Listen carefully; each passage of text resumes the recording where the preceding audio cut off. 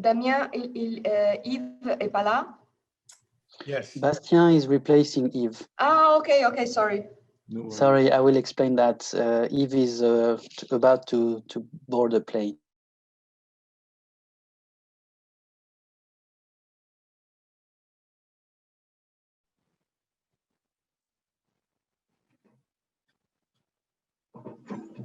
Good morning, Excellencies, ladies and gentlemen, colleagues and friends. Warm welcome to the second day of the International Conference on the Role of the European Union on Protection of Cultural Heritage in Conflict and Crisis Zone. For those who join us today, I'm Guillaume Decaux from the Diplomatic Service of the European Union, and I will present and facilitate this morning event with Damien Elie, the Chair of Cultural Solutions. We had yesterday a very intense and fruitful discussions. You were almost 500 to attend the events from almost all the continents, and just Oceania was missing. So thanks a lot to all of you. I hope you appreciated the debate yesterday, and I hope you would also appreciate the exchange today. Special thanks to our speakers from yesterday and today to join us, and the excellent support from our administrative and technical teams. Our program this morning will explore two important dimensions of cultural heritage, development, and peace. The session 5, in a few minutes, that will be facilitated by Damien, is on cultural heritage and recovery perspectives for sustainable peace. After a short virtual 15-minute break, we will resume at 11 a.m. and the session 6 will focus on the intangible cultural heritage for intercultural dialogue and peaceful communities. A concluding session at 12:30 to draw outcome and recommendations would close these events. Allow me some just technical points. This event will be recorded and displayed on the YouTube channel of our partner, the CDPM. Only the panelists, as yesterday, will be able to turn their camera on and be unmuted. For the attendance and the Q&A session, please use the dedicated function mentioning your name and organization. You also have a chat function to share your comments and for raising any technical issue. I wish all of you a very good morning of conference. Damien, floor is yours. Thank you very much, Guillaume. Good morning, everyone.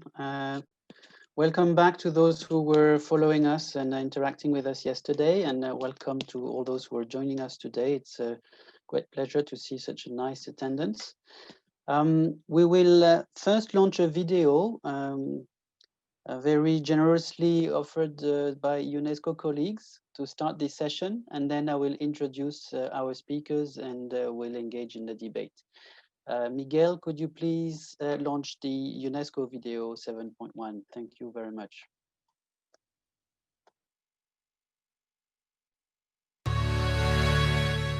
في التوراة مذكور أزل الخليقة.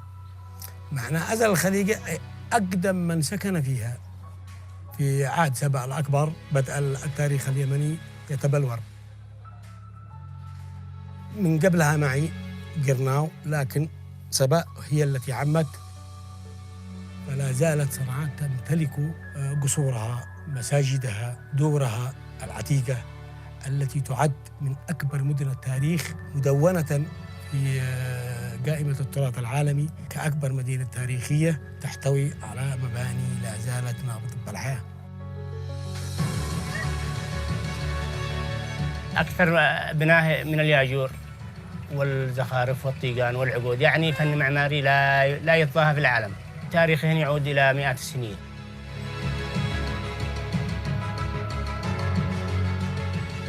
ومعروف أن مدينة الشبان يعتبر من التخطيط الإسلامي الذي وجد مع بدايات العمارة الإسلامية. تخطيط المدينة نفسها، تصميمها المعماري نفسها، طريقة البناء في المباني له خصوصية يختلف عن أي مدينة في وادي حضرموت.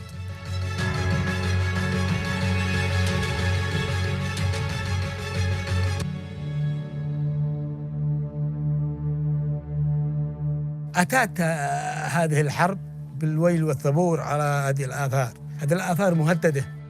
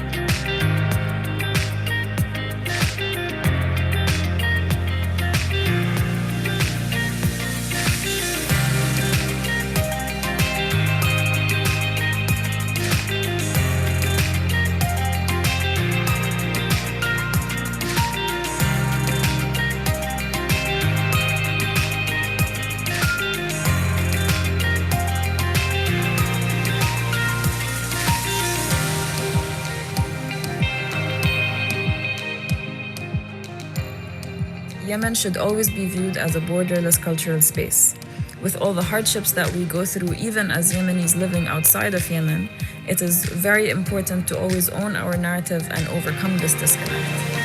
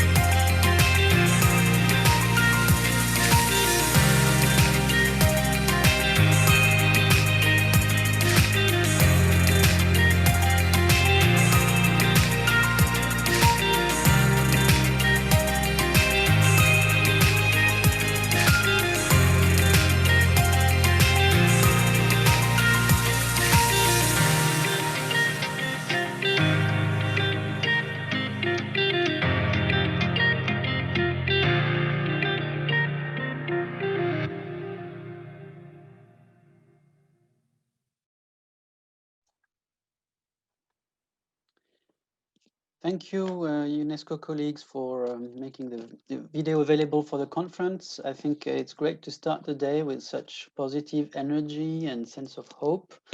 We already had a lot of interesting examples yesterday during our conversations with various experts, but I think it's a very nice way to start our session 5 on cultural heritage and recovery perspectives for sustainable peace. This session is being recorded. It's going to be available on the ECDPM YouTube channel. And we're going to have an hour and 15 minutes together with our 3 distinguished speakers that I will introduce now.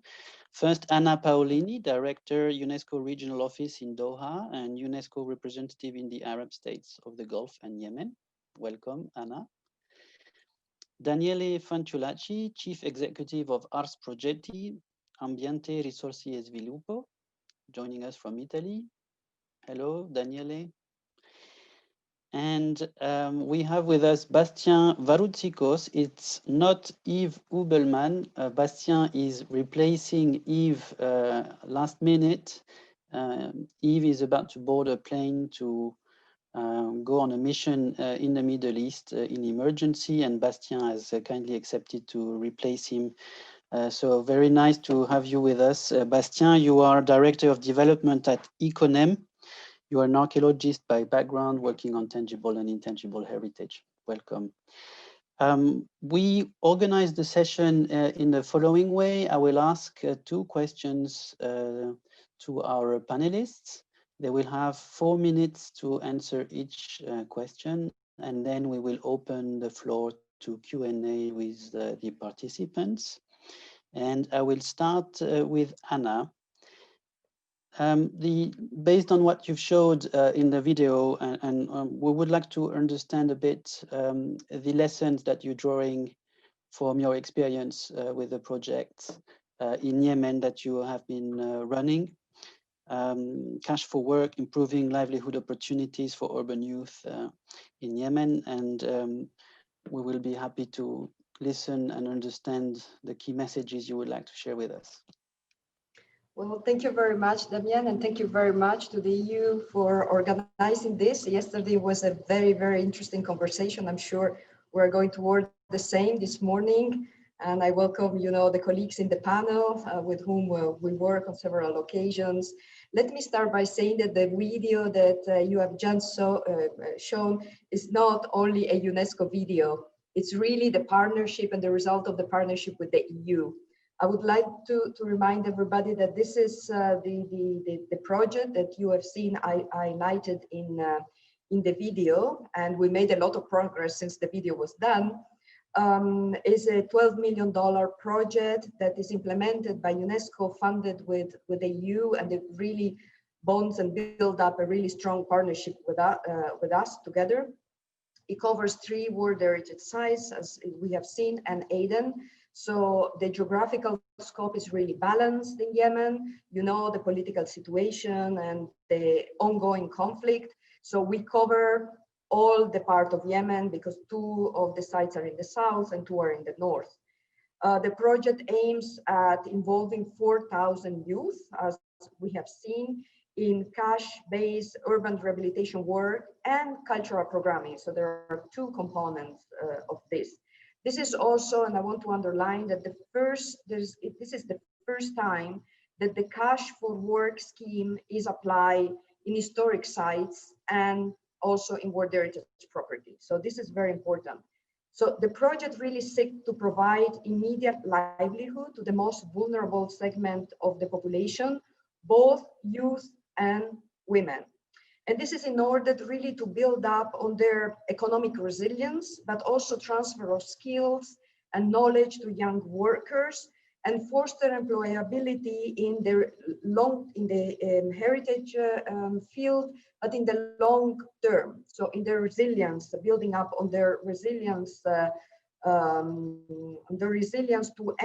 be able for them to enter in the recovery phase with acquired skills and knowledge. So through the cultural programming, instead, the project aims at promote income generation activities in the creative sector. So in the cultural creative industries, and enhance social cohesion, and of course, always targeting youth. I would like to specify that this project is and promotes a human-centered approach. This for us is very important when we are talking about conflict area. And that's what we decided to focus on private housing. So on people and housing, I mean, a built heritage that is a lived heritage and people that lost their housing. We are not focusing on monuments. The only exceptions are the two museums that we believe can become social spaces and be empowered, to gather spaces, to gather people within these two spaces. And of course, some minor infrastructure linked to housing, of course, paving of area and others as small infrastructure. So Yemen, just to remind everybody, is the worst humanitarian crisis that the UN has ever faced. And this is the largest UN operation ever. So it gives you the idea of the environment where we have to work, where you are talking about heritage, where millions of people are under the threshold of living, where there is malnutrition, where you have from cholera to other diseases, where you have IDPs. So it's really a very stressful situation. Nevertheless, this project really fully integrates in a humanitarian response framework. I want to make very clear that we are not able to operate there if the project is not within certain categories. And since we are not an humanitarian agency, the entry point for us to be there was under the livelihood umbrella. And I think the win-win situation of this project is, to target youth, providing youth with livelihood and their families to live, but at the same time, giving them the skills and deployability to be employed for the recovery phase. We are still in the phase of conflict, so we are still not in the recovery phase like it can be in other countries of the region. And I think this is I think the innovation of combining these things, the human-centered approach, so to look at human being. We have so far surveyed 8,000 historical buildings in the 4 cities, stabilized and rehabilitated about 80 buildings, enroll about 900 youth so far, of which 10% more or less are females. We have engaged with 250 youth in cash-based cultural programming activities, allowing young artists and cultural associations to come up with viable business models to cover several fragments of the society. So the cash for work should remain a transitional social protection intervention throughout, the phases. This is very, very important. And, it's very important for us also to assess the kind of community-based initiatives So we had a whole work in advance that really look at which are the priorities, where we have assessed extensively, talked with people, and so on. There are, you know, some lessons learned from the heritage part. For example, you know, in rebuilding this building, there is a resistance, for example, from the Master Builder Association, because they believe that, you know, you need already knowledge and acquire knowledge to deal with this building. Of course, they don't draw, they don't use designing and so on. The master builder know and have the capacity. So they are a little bit resistance to hire new youth. But we managed, you know, to go slowly, and that's why we didn't employ the 4,000 all together, but slowly in projects so that they can really acquire the competencies. And maybe I will suggest you keep some of the examples that are more detailed for the Q&A. This is really fascinating and interesting and useful to understand also the challenges and the lessons.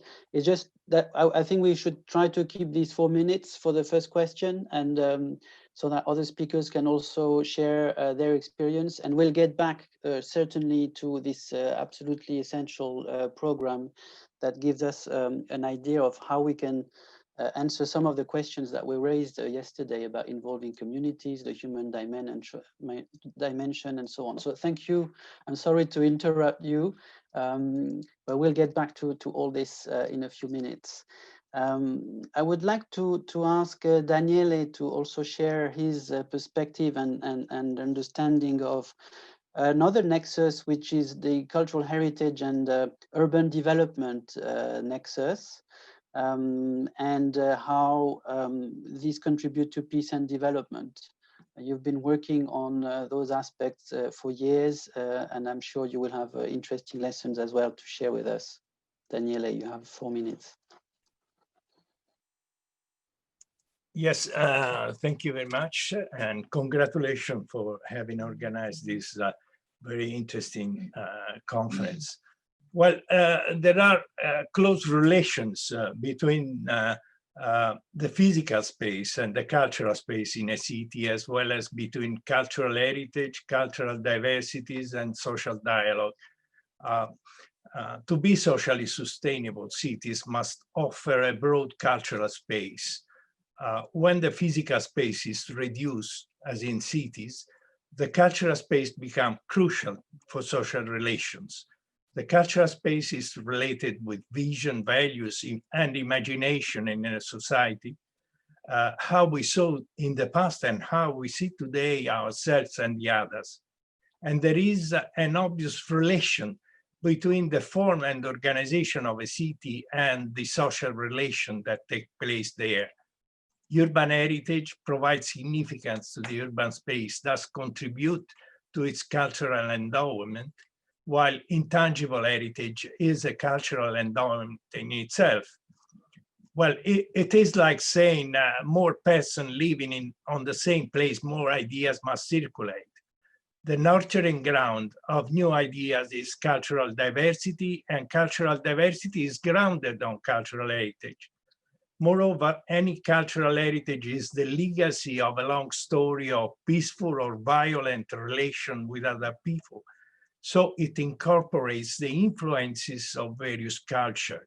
So when a place exhibits its cultural heritage for what it truly is and means, without sham, this place becomes like a home with open doors.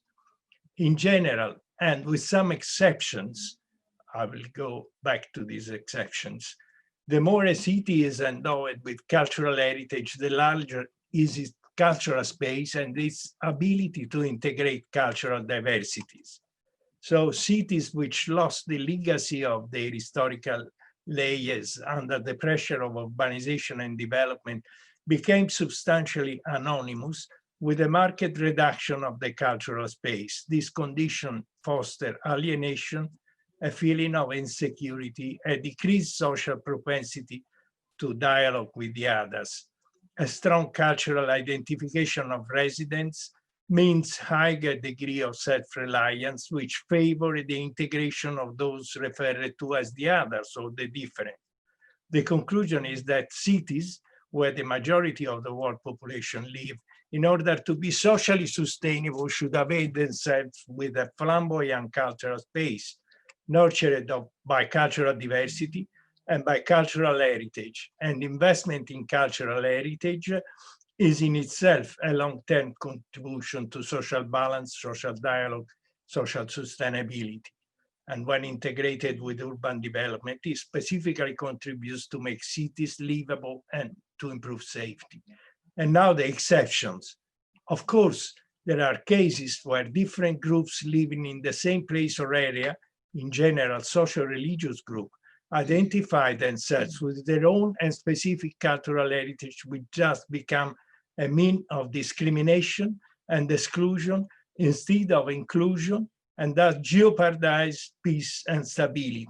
The more so when it is associated with a unilateral political system, as it is often the case. So post-conflict recovery and reconstruction in these cases passes through reconciliation, where cultural heritage, having previously been a vector of confrontation, may and should become a means of communication and reconciliation.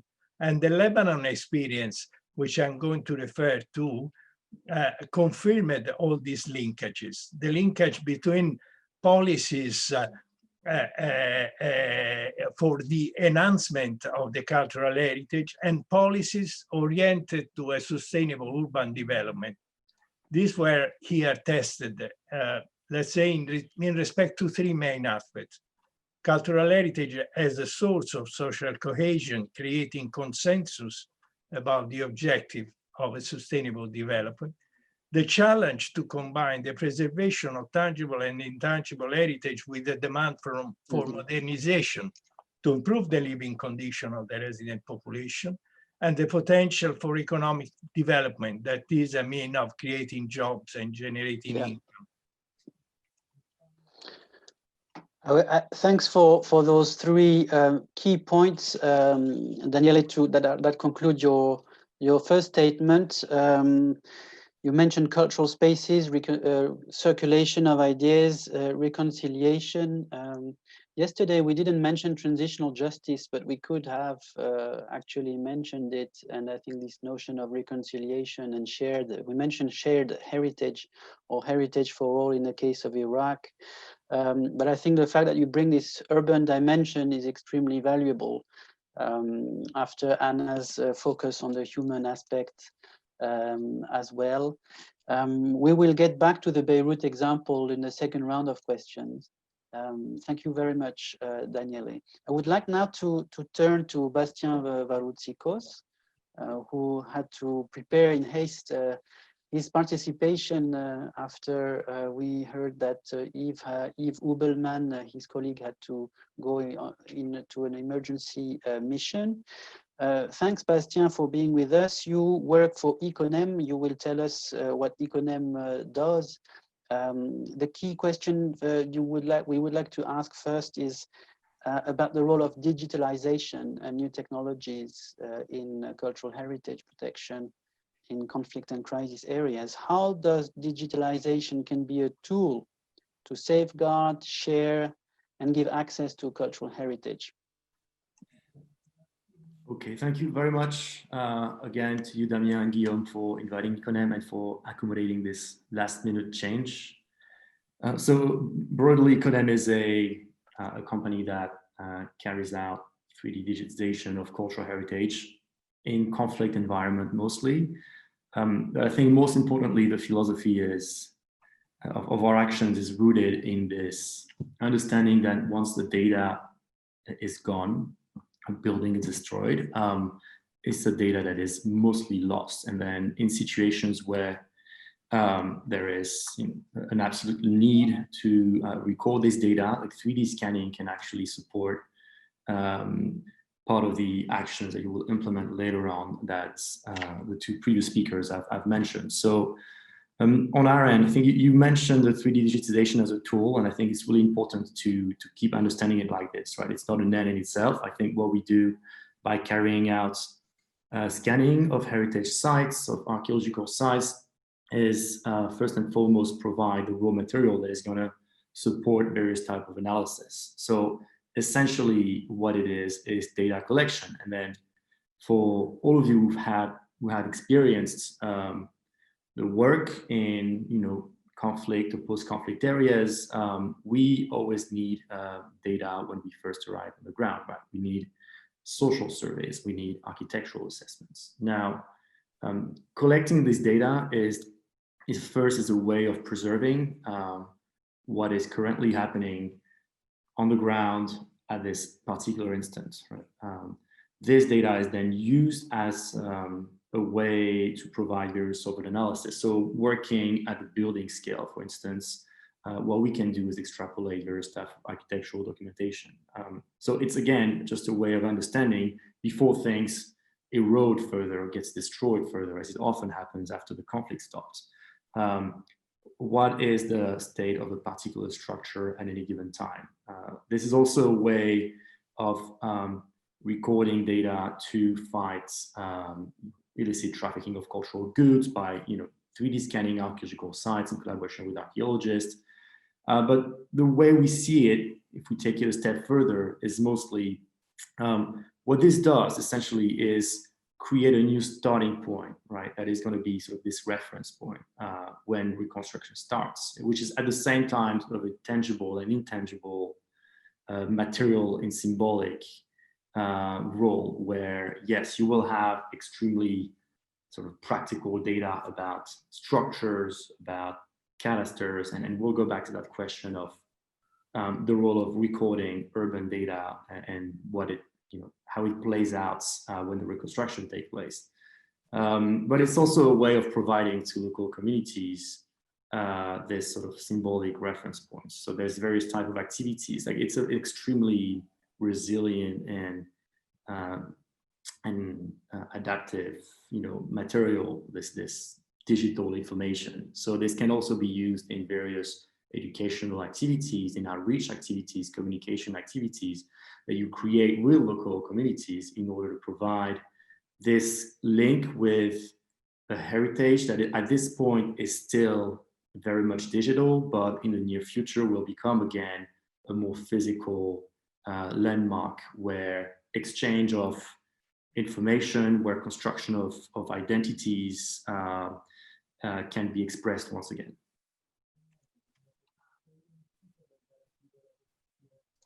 Thanks, Bastien, for sharing this information on how you work and the role of digitalization. We're going to show a video very soon about what Econem does. What I take from what you've just said is that in the end, the boundaries between tangible and intangible heritage, in your view, are actually not that clear. And that virtual tools and data collection actually make these boundaries even blurrier. I also understand the role of digitalization in providing communities references that had been lost in order for them to rebuild some meaning and also perhaps some motivation to come back to some areas that they have left. We'll get back to the Aleppo example in a minute, but before this, I would like to ask our colleague Miguel to launch the video of Econem, video number 8.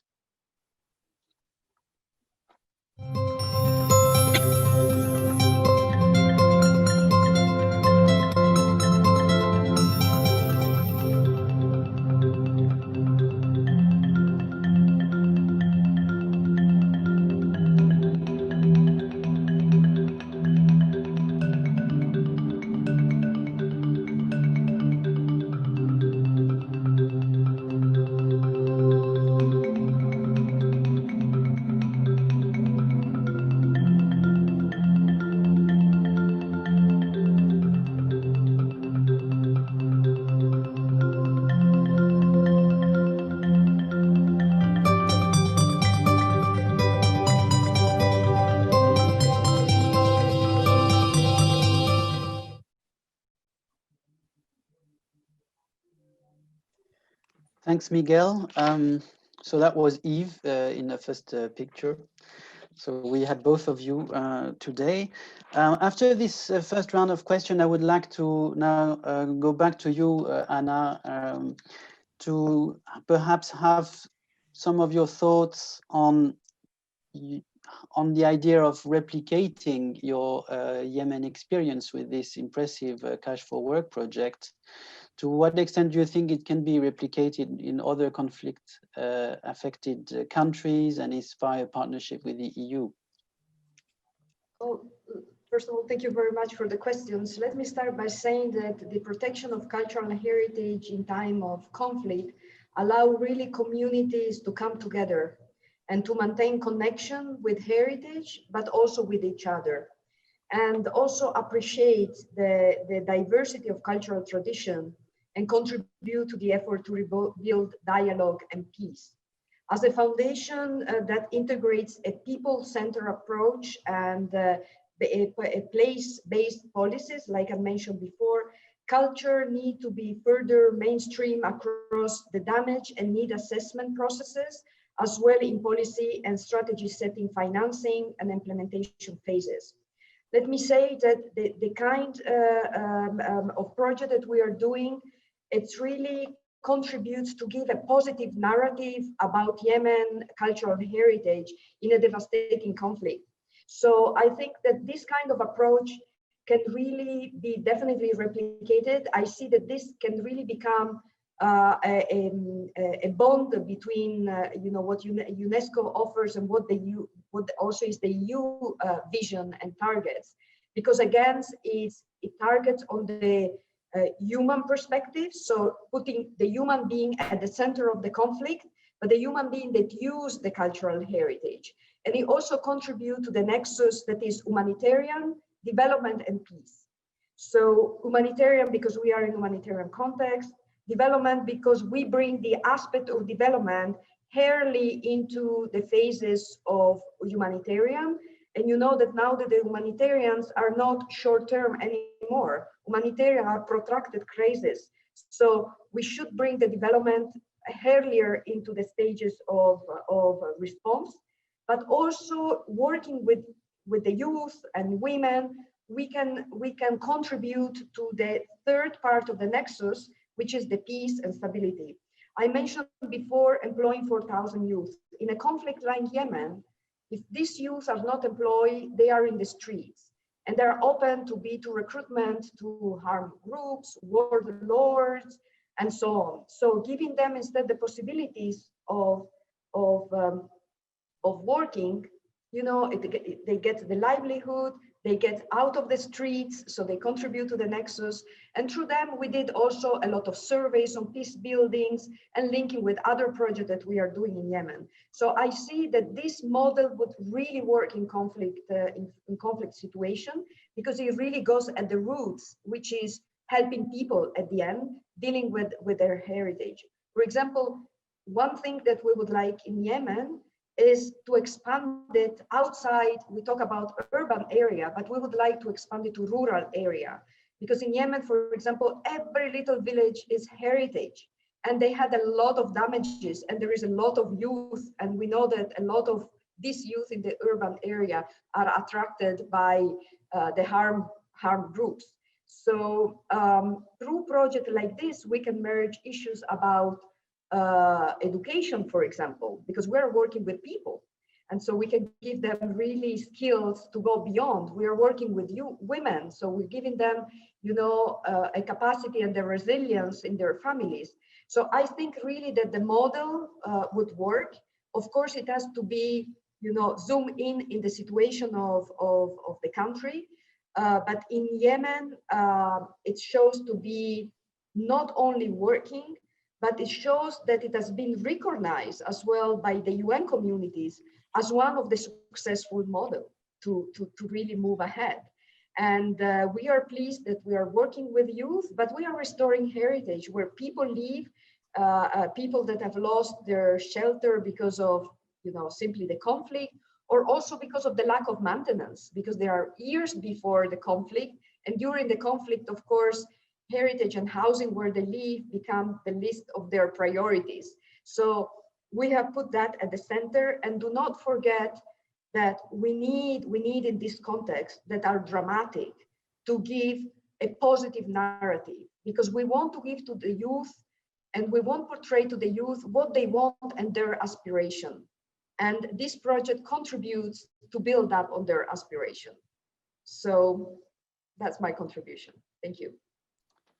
Thank you very much for sharing also these ideas of, why it's a model and how it combines some classic features of humanitarian interventions or resilience building, but applied in a specific context and to cultural heritage protection. This is certainly innovative, and there are a lot of lessons to be drawn at this very moment in time for the EU, when a new policy framework is being developed and new ways of intervening are going to be tested, but also designed. So thank you so much for sharing this. I'm sure it will inspire many questions by the participants, and I would like to seize this opportunity to encourage you all participants to start asking questions in the Q&A box, so that we can then address them back to our panelists. And thank you also, Anna, for underlining the importance of positive narratives. We finished yesterday our sessions on security and crisis management operations with some quite critical statements by some of our panelists about the danger of exaggerated or dramatizing external communications, with some risks of having public diplomacy sometimes exacerbating tensions and conflicts. So indeed, we probably all need to think about the right balance to be found in terms of narratives about cultural heritage protection beyond the emotional, intuitive reaction that we may have. So thank you for underlining this. I think it connects very well with the talks we had yesterday. Daniele, we said we would talk about Beirut. You have been involved in various initiatives there for a long time, and with this very recent blast in the city, completely transforming human and political dynamics and cultural as well. How can we foresee some perspectives in this field of cultural heritage in urban settings based on the Beirut experience?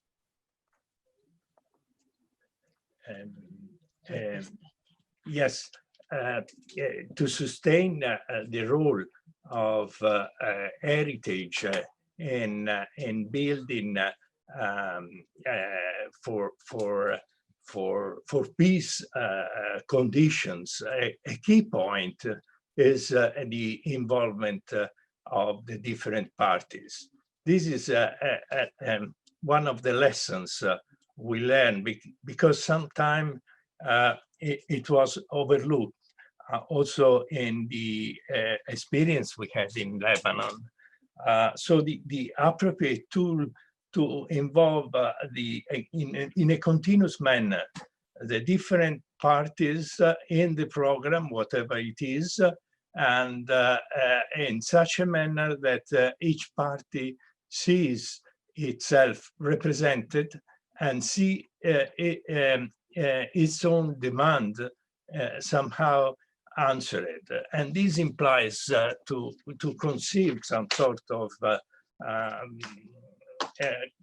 support for participatory action in the definition of the action, in the continuous two-way communication,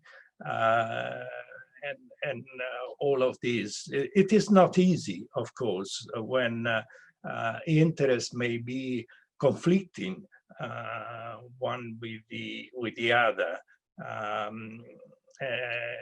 And in this experience, it helps to provide a role which is continued by the representative of each party, a role in this interplay, I would say.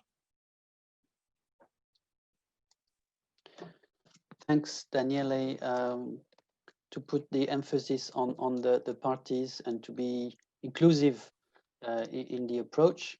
Bastien, from your experience in your field, and given the growing interest of the EU for cultural heritage protection in fragile settings, what's your analysis, maybe building on the Aleppo example? How do you see the role of the EU? On what should the EU focus its efforts to support cultural heritage protection in the future?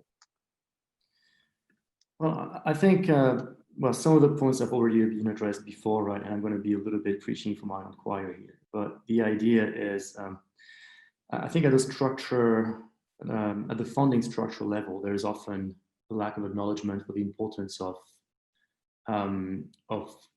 data management, as often seen as a way of Western experts to go and collect. I mean, there's a whole, I think, narrative of digital colonialism behind it as well, right? But so which undermines the value of collecting information on the ground in various ways. I mean, 3D is one of them.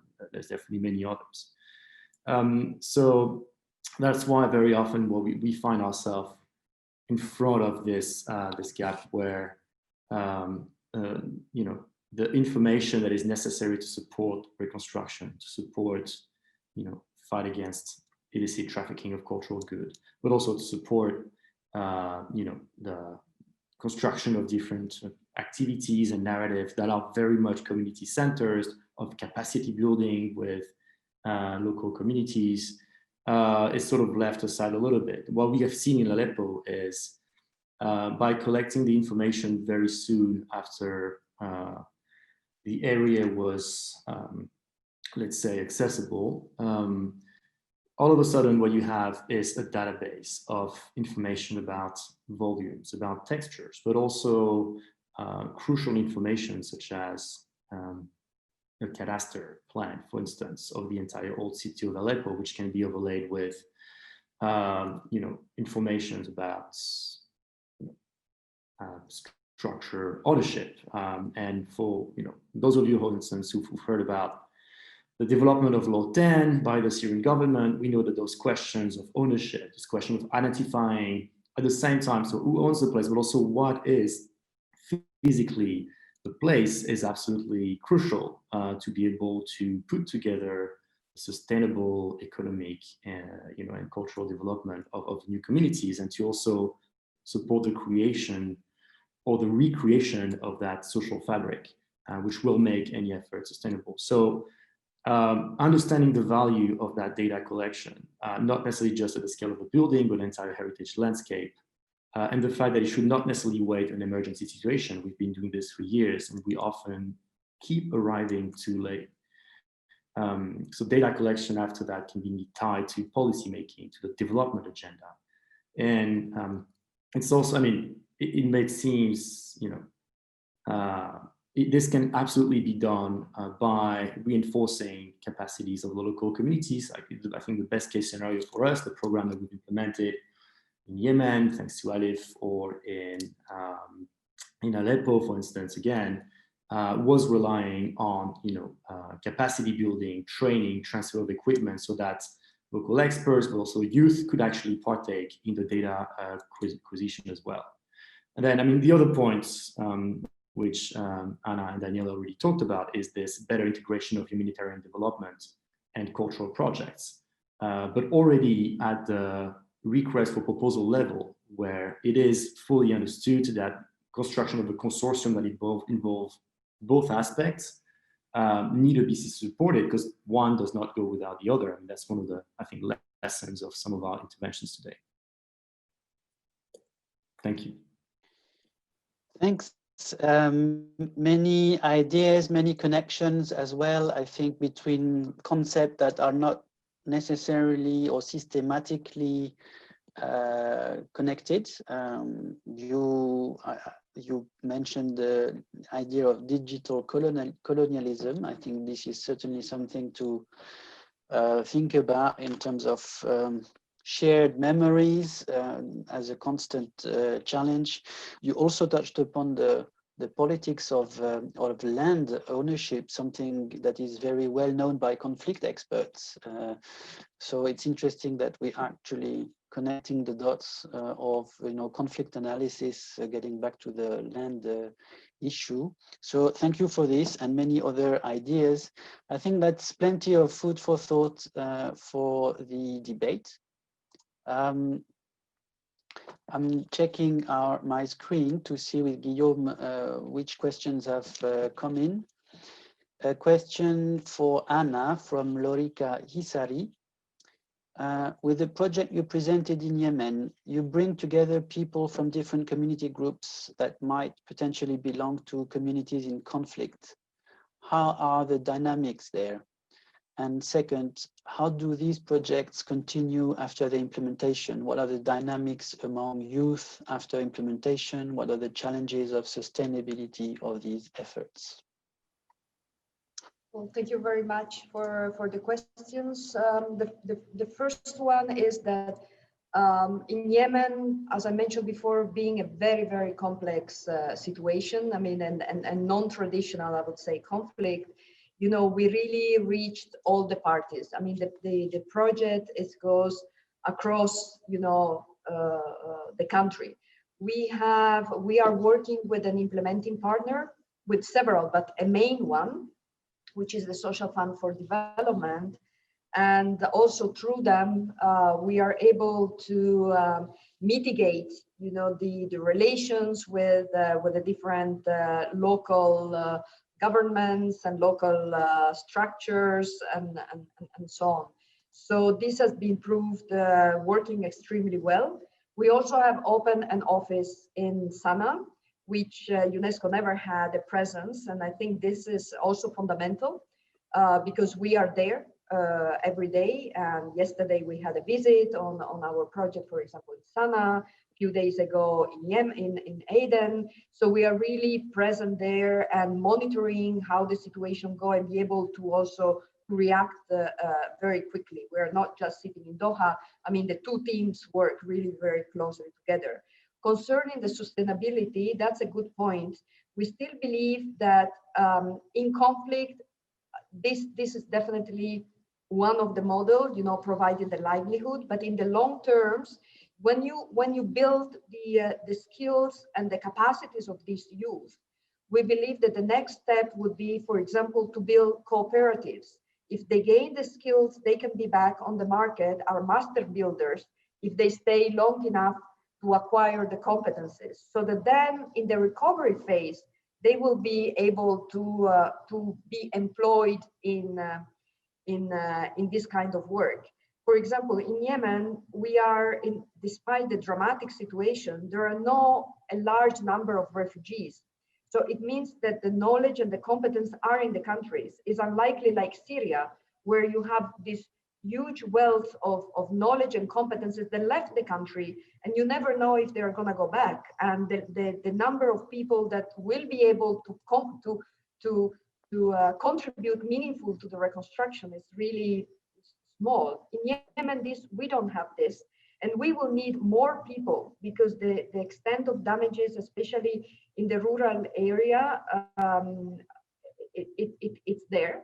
And as I said, it's not only the conflict, but it's also the lack of maintenance, because this is not a priority, the housing heritage is not a priority.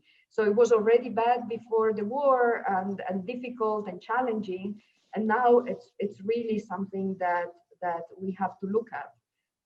So I think that empowerment, accompany this youth that we are investing in now in allowing them through a small grant scheme, for example, so to embed in them this so that they can take over a loan.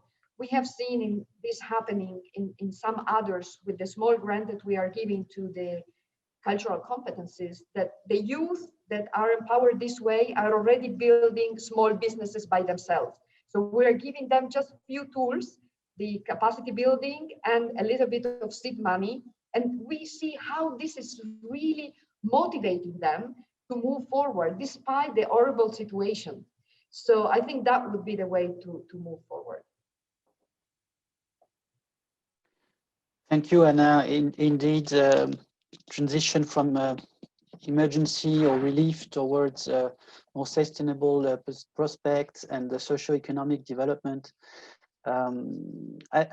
Probably one of the key learnings from the last few years is, and it becoming a general acknowledgement, is the economic weight of the cultural and creative industries in general in our industrialized societies, but elsewhere as well. And probably EU interventions will have to match that economic weight of the cultural sector in all its interventions, might they be emergency ones or long-term ones. So thank you for answering this question. We have another question from Nisa from Turkey. I hope I'm pronouncing your name well. Sorry if I'm not, don't hesitate to correct me in the question and answers box. MA student working on war literature. This is a question about Palmyra in Syria, a site we have actually not mentioned that many times during the conference. The question is, what are the projects done about that site after it was destroyed? So any feedback on this from our panelists who have been following what has happened in Syria in the last few years? And perhaps any other concrete example of what has happened to iconic, but also less iconic destroyed sites in the region. Who would like to start? If I may take at least a portion of this one. So it's true that the focus has shifted from Syria to other places over the past few years. I mean, both in terms of cultural heritage, but also other aspects.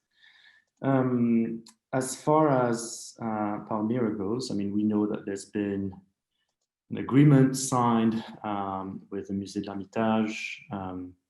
There's been several projects and ongoing discussions with various partners to address the potential restoration of the site, although the actual format of the collaboration, the actual type of restoration, as far as I know, and please, anyone correct me if you have more information, is still very much up in the air. But while there's been a focus on some of those landmark heritage, there's been, well, heavy reconstruction in some heritage areas, which might not have focused the attention of the international community. I mean, mostly because, and we've seen that in Mosul as well, I mean, people rebuild because they have to live someplace. Essentially, you know, in Aleppo, AKTC has been involved in some restoration with the Syria Trusts. There's been some organizations involved in the restoration of the Umayyad Mosque. So, I mean, things are moving forward little by little, not necessarily in an extremely, you know, sort of coordinated way with the international community at least. And again, as far as Palmyra goes, I think we're all still waiting to see where the current discussions will take it. I think it's also important to remember that if heavy destructions were caused by ISIS in that area, I mean, conflict in general has also heavily impacted the site as a whole.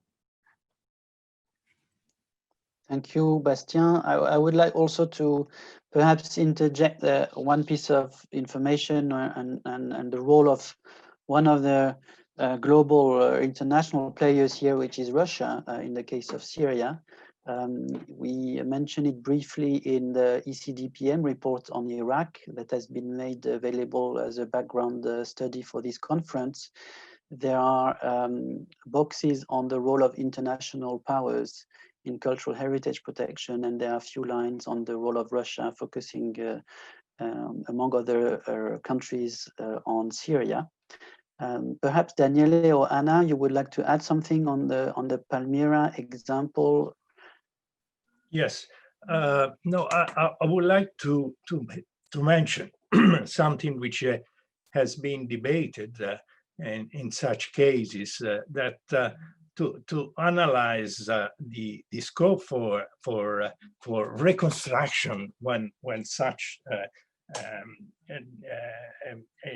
deliberate destructive actions were implemented, but also to preserve the memory of what happened and to exhibit that. And so nobody should forget how we arrived at such an effect. So this is as much important to consider these events which left a material sign of their passing over a place to be treated also as a cultural layer. It's all part of human relationship.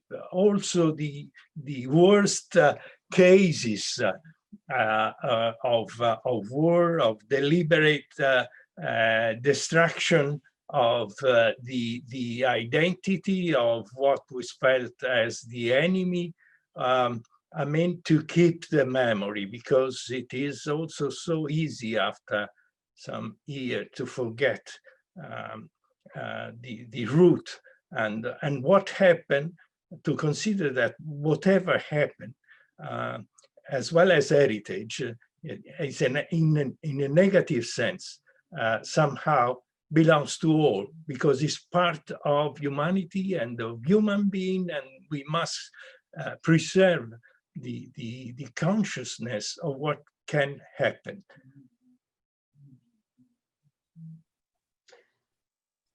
Yeah, thank you, Daniele, for pointing at the perhaps something close to the concept of commons, which is also a concept that is being increasingly used, but also pointing at the transformation of shared memories, and to consider that memories is also a process that can go in one direction or the other.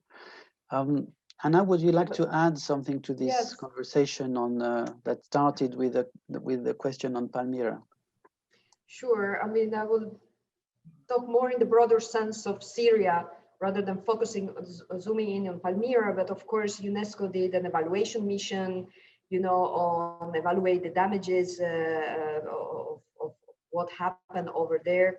But most importantly, even earlier than this happened, the EU and UNESCO started an important project. I think it's a value to mention that really, I think, again, build up on the resilience of people, on youth, and looking at the cultural creativity component as well, but also to the part of preventing illicit trafficking. We do not forget that was not only an issue of destroying of monuments, but also of looting. And we all know what happened at the beginning.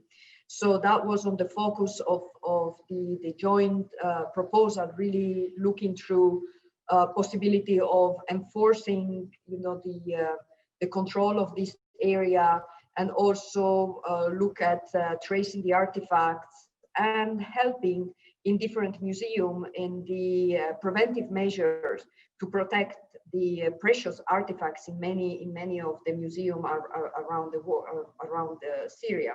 So it really focused on empowering communities and civil society, and it linked very well also to what we are doing. So to have this human-centered approach when it comes to crisis, and I will never stop to really advocate for that.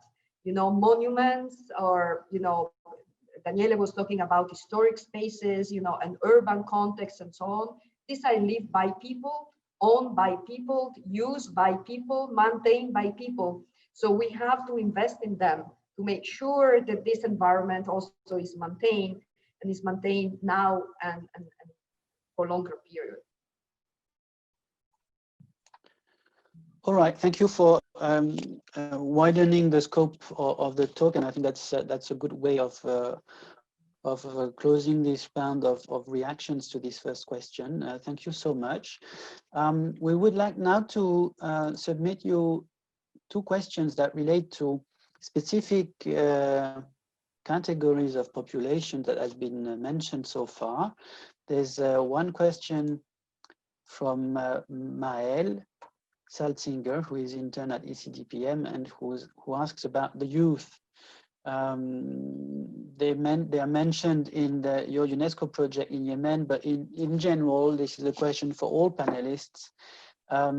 What can you tell us about involvement of the youth in your work? Do they play a specific role? What are the specific conditions under which they could play a role? How do you include them, or are they included in the work you develop?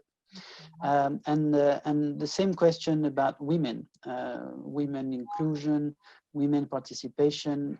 Are there any incentives or barriers or obstacles for women participation in your activities in those phases of volatility between heated conflict and sustainable peace? Who would like to start? Youth and women. Well, let me start. I mean, in these countries, also in the Middle East, I'm not talking only about Yemen. Yemen has the 70% of the population is youth. But if you look at Syria, if you look at Iraq, I mean, in general, in the MENA region, the bulk of the population is really youth. So it's obvious that this is becoming the target. I mean, the other part of the population are certainly the knowledge and the skills and the competencies that can be transferred, you know, to the youth. And the youth is now and the future. And the future is built now. So it's really very important that we start really from them. We have worked a lot. I mean, this is the focus of our project in Yemen, but it goes, you know, beyond, you know, providing the livelihood, getting them in the creative industries and so on. They are really agent of peace building. We are linking them to other activities that we are doing with the Office of the Special Envoy, that is looking really at how, because the youth will determine, you know, how, you know, the things will move on the ground, and understanding what is their sense of the situation. So capacity building is extremely important. We use a lot of media, we use a lot of social media also through the EU project to really sense and understand and build up the next phases on what they are transferring to us. Also, Bastien, if you talk about the more technical part of our work in cultural heritage, Bastien already highlighted it. You know, it's important that we transfer this knowledge, whether it's coming from outside, like you are doing in documentation, and this is essential. I mean, documentation is the basis to start and understanding where to zoom in with concrete actions. I think it's important, and believe me, even in the case of Yemen, you have incredible youth that use technology. We use 3D technologies for VR, training them on VR, on bringing us the reality on the ground outside. And this is going, you know, to go into, you know, our beneficiary of the project that we're doing is not only the public outside Yemen, but will be the politician outside Yemen that do not have the possibility to enter the country. But through the training of the youth on VR, you know, we bridge the gap so the politician can see. Women is an issue, you know, when it comes to employment in cultural heritage, but we have two components of the project. So on the first component, it is physical building. We enclose them, for example, in Shibam, we have serious issue of growing of specific kind of trees that are called sabana in this case, that are really, you know, growing around the wall, the mud brick wall of the city. And it was important to cut and eradicate this. So we use women, for example, the soft power of women. But we have also women engineers in the project, for example. So we encourage them, you know, to be part of the project. And the cultural programming is a lot addressed to women. So we balance this, you know, the two components in trying to get as much as possible women to be included. And we think we can do even better if we can add to this project component of, as I said, education, you know, linked to the overall. So where women that are the one keeping the household together would benefit. All right, thanks for giving more information and details on youth and women, Anna. I find it very interesting to see how, you know, those priorities take shape in the design and the implementation of a concrete program. That's very, very useful. You mentioned Bastien, so I will go to Bastien immediately. How does it work in the digital field? Are there any intergenerational gaps? Do you see differences between age groups or between genders? How do you factor that in your work in terms of audience, but also colleagues and partners? So yes, to all of those questions as a whole, there is a generational gap. There is a gender gap in access, use, and general literacy connected to technology.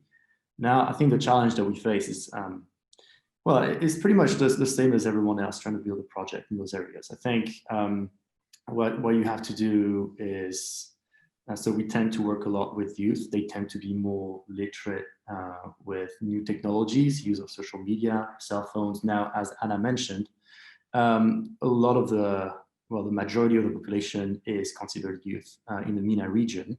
However, because sometimes decision-making is carried out by groups of a slightly older age, the challenge is often to, you know, carry out this sort of outreach to that age group as well. And that's why, and we, as everyone, I think we always aim for the creation of groups that are as diverse as possible, both in terms of age and gender. And it is very interesting to see that. So we have this program in Libya. We've been having this program in Libya for the past 3 years. It's really interesting to see that very often that, like, out of a group of 10 people, you'll have 2 or 3 that will emerge as like particularly skillful.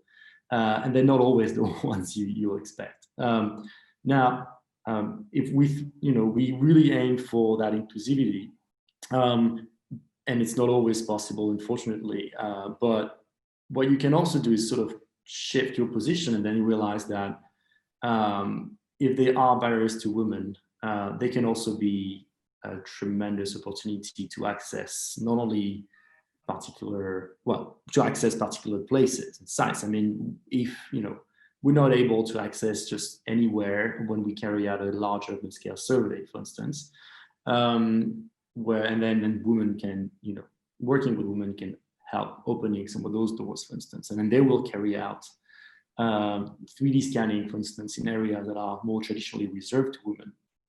So they can be barriers, they can also be opportunities, and you just have to structure your projects around those two things, just to make sure that at the end of the day, you've reached out to the most diverse group possible, I think.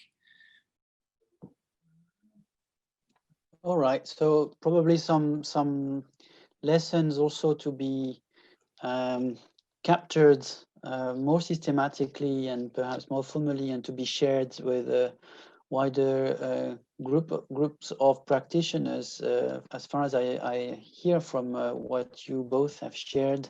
Daniele, do you have special remarks on youth and women in your experience? Well, yes. Youth and women were in most of the project we were concerned, were in focus for building awareness and for appropriation of the complexity of heritage layers and articulation of the significance to the society. This was always crucial.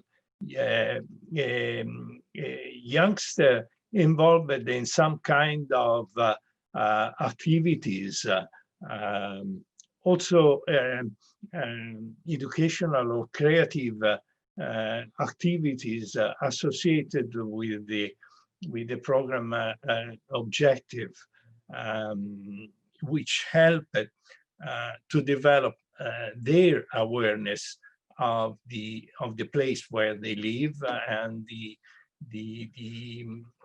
historical building of that, the legacy of the past, of how to use this as a means of communication with others. So, and also youth related with the program to build the skills related with conservation of the heritage. You know, the chain, the articulated chain of inputs into the conservation of heritage, from professional to labor to materials to testing to communication to and so on to cultural services. So the need to include in the program these an investment in building these capacities, and this was particularly addressed to youth. All right, thanks, Daniele, to also remind the fact that these things don't happen by themselves, and that they have to be purposefully designed with a clear purpose in mind. So thank you for that. We will now ask a question that has been suggested by Katarina Leinonen, who is Deputy Head of Division Conflict Prevention and Mediation at the European External Action Service. So coming from a diplomatic angle, but focusing on a clear, concrete implementation aspect of what we're talking about, how to convince local population of the importance of investing in rehabilitating cultural heritage when resources are scarce and there are many needs, in particular housing. Do you have any experiences to share on how to convince people to invest in conflict cultural heritage rehabilitation?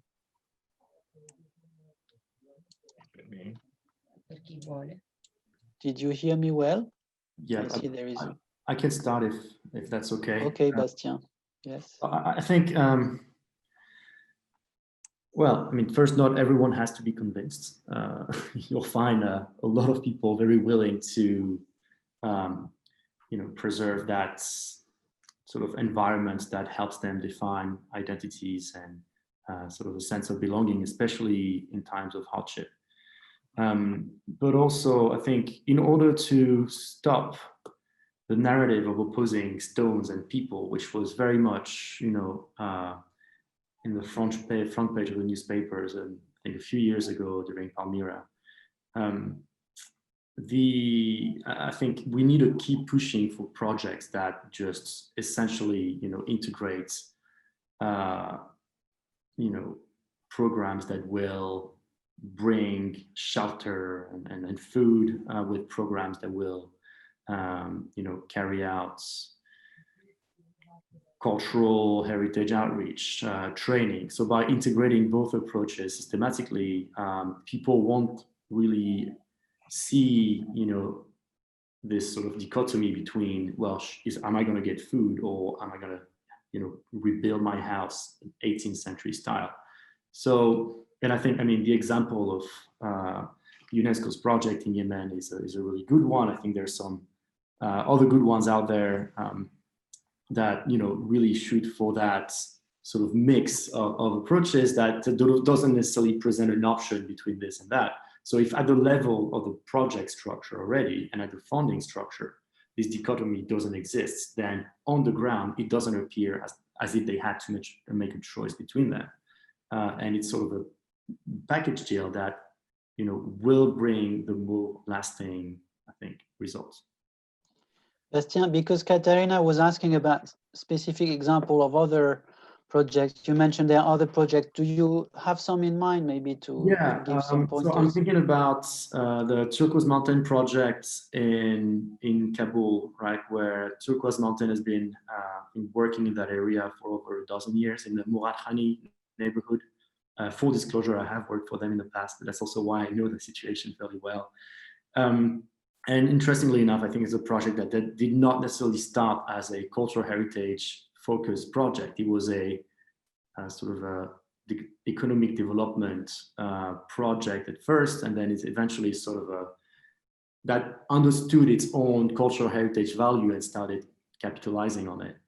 And so that at the end of the day, you have, well, an essential element, which is a long-term presence on the ground and a long-term interaction with the communities.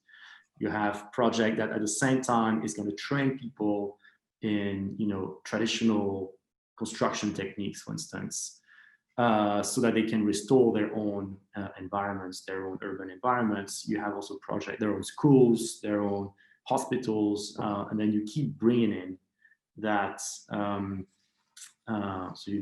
this cultural heritage aspect outreach, which sort of brings all of this together. I think this is also a powerful example of how that integrated approach is really just avoiding local communities having to make that choice between stone or food. May I add something? Of course. Yeah, in urban heritage project, the project always goes with urban regeneration and urban upgrading. So it means it translates in a reorganization of public spaces, open spaces, the urban function, and improvement of the urban organization, actually, which is quite well understood by the local population, because it for instance, the project in Lebanon had at its time, because it was first conceived 20 years ago and went on for 20 years. It had this innovative idea to build a tissue between the heritage and the urban core, with the reorganization of public spaces. Moreover, there were, of course, in many places, a sort of rupture between the heritage character of the place and urban development, and these faults, let's say, were recovered and upgraded. And this is the usual case, the integration between urban heritage, urban regeneration, urban upgrading, improving of the living conditions, improving the infrastructure, and improving the living condition of the local population. So from this integrated approach, because this is most frequently the case. It's never a case of an action focusing simply on conservation of a monument or of an archaeological area, but rather the articulation of its significance in concrete terms to the people living in a place. So the success of the program is also related on how far the local population understand and perceive and work with these kind of benefits generated by the program.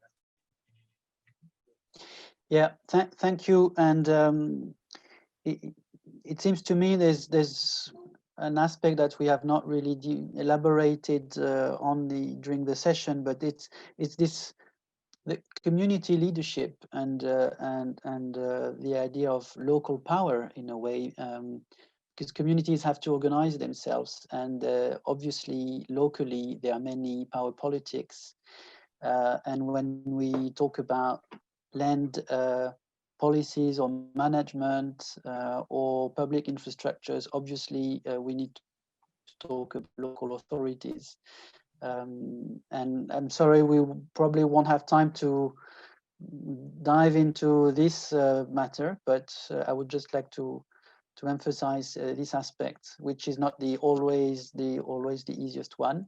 Anna, would you like to also try to answer the question about incentives and or perhaps the existence of false dilemmas, or how would you approach Katharina's question?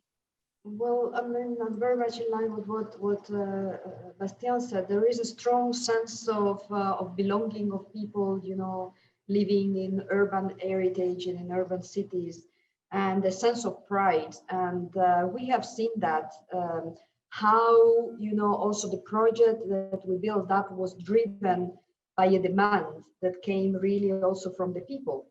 So it was you know, the result of a process. It didn't come out of the blue. It came with a lot of discussion also from the local community, from the inhabitants, from the people in Yemen to understand what they wanted. And it has been really, and is still an ongoing discussion. And believe me, is building up really a snowball effect. Now that the project is giving results, not only, you know, physical with the youth, the livelihood, and so on, there is more and more pressing demands from both sides, I would say, from both sides in the conflict, to look more and to invest more. Because of course the project will cover one part, but there is many more needs. And because a lot of also of the population in this case live in historic villages. So the majority is living in heritage.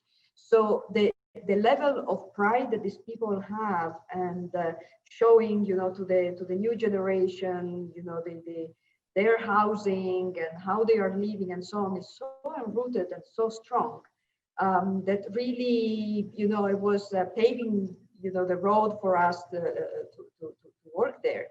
And in all four cities, I should say, all four cities, I mean, there's such an attachment, you know, to their history, to their, you know, it's embedded in their present. I mean, the past is embedded in their present. So in the case of Yemen, and I would say also in the case of Syria, where you have strong urban components, I mean, this you know, should bridge a bit the gap. Of course, you need an encouragement from our side, also to talk with the authorities, as you mentioned, local authorities, but also the local decision makers, which is the most difficult part when you are in a conflict, you know, to at least allow, you know, others to implement this if they don't have the resources to do it themselves, but at least to open up to this. And I think that the part of investing in housing where people live, that's also the way to start, because again, you touch people that live in these places. With monuments, it's more complex because you are still in a conflict situation, or archaeological sites and so on is still in a complex situation. So it's difficult for people to understand, you know, why we have to invest in this at the same time.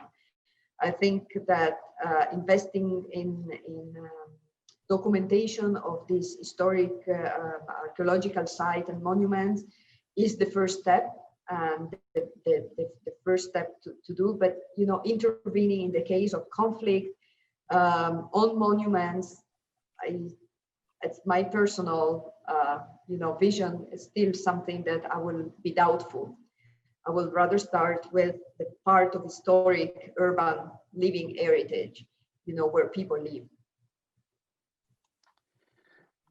Thanks, Anna. Very nice to have this rather, I would say, contradictory comment from what we might have heard since the beginning of the conference. I think that's a good challenge for our two final speakers who will conclude this conference later this morning. Maybe they will react to this. I think that's a very important debate. We also touched upon the question of, and the mysterious question of cultural value and how to measure people's attachment to intangible realities. And I think, you know, indeed less easy to make an argument or a case on things that are not so easily measurable. So probably we also should keep this in the back of our mind. We have a last question before closing, addressed to Bastien, about digitalization in particular.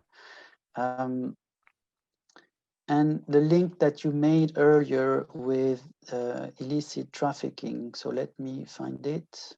It is from Aura Fossati, archaeologist and cultural heritage consultant.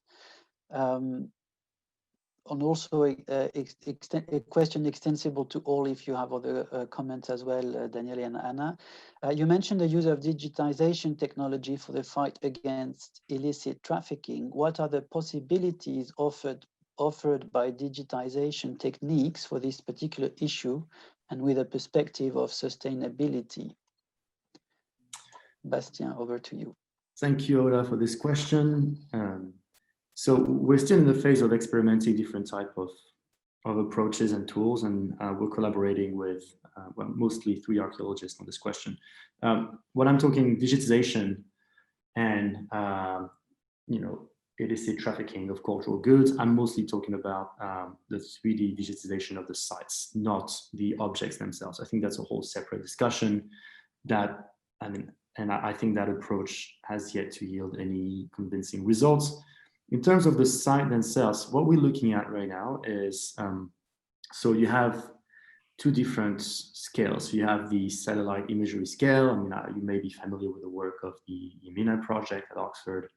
And we're actually sort of collaborating with them right now to find how their scale reconcile with ours, which is closer to the sites, which is the site scale, basically. And here what we do is by carrying out a 3D model of the site that has been heavily looted, what you can manage to identify are, you can extract a lot of information that pertain to looting, basically. So the first one would be understanding the looting pattern, right? Have people been using, what kind of equipment are people using? How many people can you sort of extrapolate in terms of work? So all of that basically will start feeding information about the type of groups that have been acting, and then by multiplying this exercise across a region, then you understand the looting pattern and the organization of looting at the level of the region, and maybe then work with other institutions towards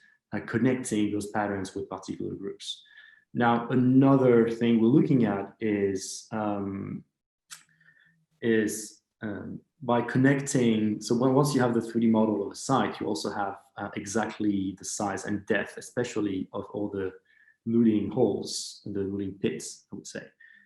Now, that's fairly interesting, because then what you do working with archaeologists is that you connect the length, the depth of those pits to understand if, you know, there were, if looters were targeting, for instance, a particular aspect, strata in the stratigraphy of the sites. And then from that, you can try to extrapolate the type of objects that you would expect to find on the market a few years later. So, and that again sort of connects to the whole question of looting pattern. Were people targeting for specific, for a specific period, specific type of artifacts, or was it more random? So this is not a sort of, you know, all-encompassing solution, but we would just try to see how that technology can help provide elements, bits and pieces of information that can help the overall process.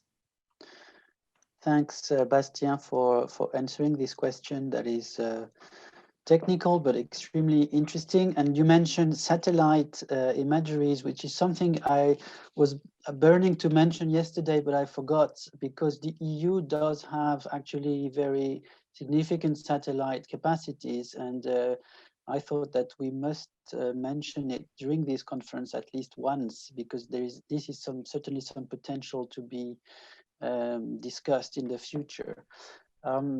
Final words, Anna, Daniele, we are running late, but if you would like to just, you know, flag out certain, like one key message for our audience today. Anna, please. Well, there would be a lot to say because I would have loved to comment on what Bastien said on the use of technologies that we use extensively in our project at all levels, from satellite, as you said, to mobile for mapping, quick mapping of built heritage, but also collection. And that was the request of one of the questions. But I will not go into that. I think that for me, the main thing is to really look at heritage from a human perspective. I mean, that's for me, it became really the leitmotif.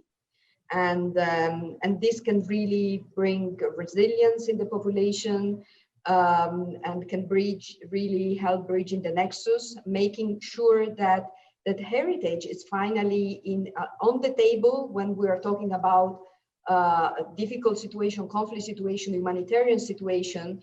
You know, if we take this perspective, which is human-centric, socioeconomic benefits, you know, and cultural heritage, I think also the other colleague and player on the ground, which are in this case, for example, of Yemen, the other humanitarian agencies or donors that traditional funds only humanitarian approach, can see really the benefit. Because it's not one shot, is in the long. You are investing in the long term, and this is very important. Thanks very much for these final words, Daniele. Yes, I would like to make a quotation which impressed me a long time ago. The old wisdom represented by Aeschylus in its tragedy Agamemnon. It can be translated in something as provided they respect the temples and the gods of the vanquished, then shall the victors be saved. How good is this? This is the idea of cultural heritage belong to all, not only to the specific group of people of a place where it is exhibited. And it is like saying that the cultural heritage was sometimes interpreted as the identity of the enemy and to be distracted since 1,000 years. And it is not an invention of the ISIS or the